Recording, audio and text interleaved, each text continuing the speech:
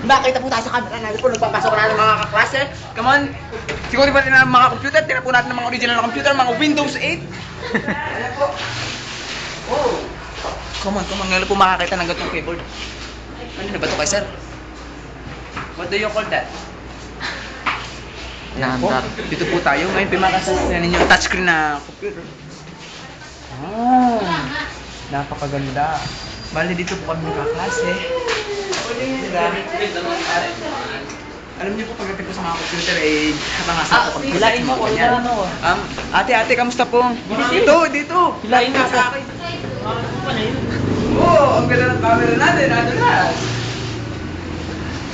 Busy-busy. Tahimik lamang po tayo. Busy-busy po ang ating mga classmates sa kanilang pag-aaral. Kita niyo naman po. Ngayon lang po nakita ng computer na hindi ginagamit. Interview, no? Ate, gusto po ang pag-aaral niyo dito sa ASTI? Okay lang. Ano pa pong patingin niyo ang pinagmamalaki ng school niyo?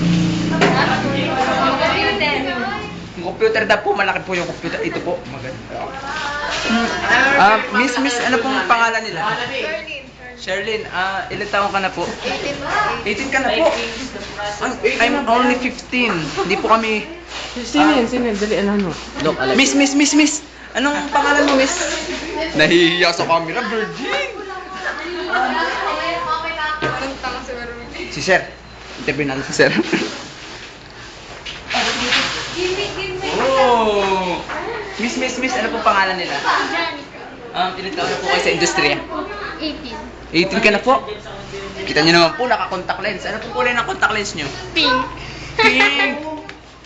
Bata! Pink! Ay, tika lang. Kamusta naman po ang pag-aaral nyo dito sa... Ante Bayabas. Pwede ba itong pangalanan? Hindi naman po open ang ating mga classmates. Yun! Come on. Ano pong pangalan nila? Ano pong pangalan nila? Mr. Bo.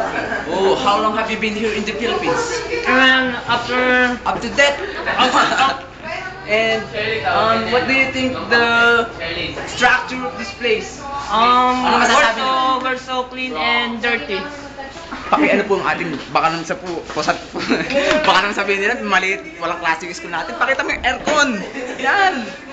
Yan po ang aircon namin. Napakalamig dito. Ay. Pakita po natin computers.